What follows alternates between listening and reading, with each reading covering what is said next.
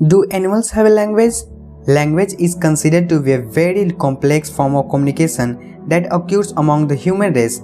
It is a set of verbal and non-verbal conventions that humans use to express their ideas and wants. Humans use words while talking to express their needs and wants, and they cry, slouch and make faces when they want to express feelings. Animals, or in other words, non-humans, also show signs of communication, such as a dog wagging its tail when excited, or a bird singing a song to attract the opposite sex. However, do animals have their language? Do animals talk to each other by the specific language? Scientists are still unsure about this question, so let's start our today's video.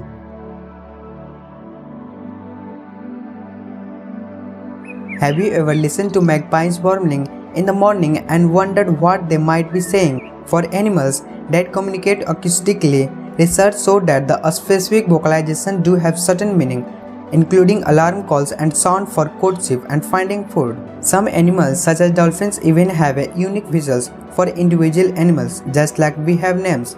But are these signs enough to call it language? Researchers say that animals or non-humans do not have a true language like humans. However, they do communicate with each other through sounds and gestures. Animals have a number of inborn qualities they use to signal their feelings, but these are not like the found words we see in the human language. Human children show these same forms of communication as babies when crying and gesturing, but they slowly learn the words of the language and use this as a form of communication. If human children were separated at birth away from humans, they would not learn the words of the language and would not be able to communicate with other humans. They would resort the sound and gesture as their primary form of communication. However, in the animal kingdom, if they are reared alone from the birth, they are still able to behave and communicate in the same way as other species of their kind.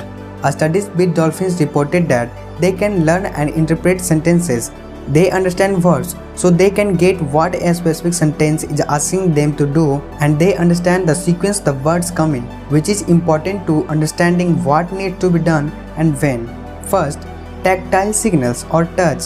Tactile signals are more limited in range than the other types of signals, as two organisms must be right next to each other in order to touch. These signals are an important part of the communication repertoire for many species. Tactile signals are fairly common in insects. For instance, a honeybee forager that's found a food source will perform an intricate series of motion called a waggle dance to indicate the location of the food. Since this dance is done in darkness inside the nest, the other bees interpret it largely through touch. Number 2. Visual signals. Visual communication involves signals that can be seen. Examples of these signals include gestures, facial expression, body posture, and coloration. Gesture and posture are widely used visual signals. For instance, chimpanzees communicate a treat by raising their arms, slapping the ground, or staring directly at another chimpanzee. Number 3. Auditory signals. Auditory communication based on sound is widely used in the animal kingdom. Auditory communication is particularly important in birds who use sound to convey warning, attract mates, defend territories, and coordinate group behaviors. Some birds also produce bird song vocalization that are relatively long and tend to be similar among the members of a species. Number 4. Pheromones.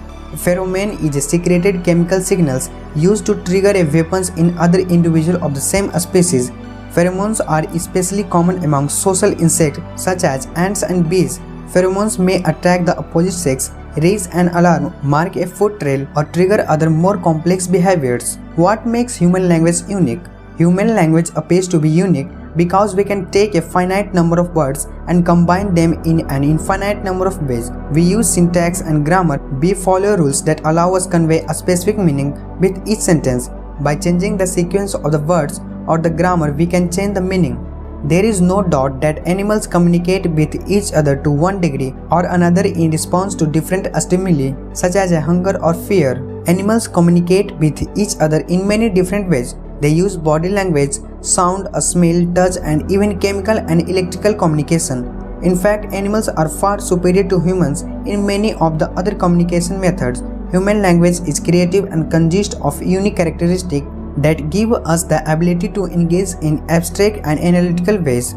So can it be said animals do not have a true language like us humans? Since we use language for a variety of things other than just communicating simple needs, it is a matter of opinion and extensive research in the area.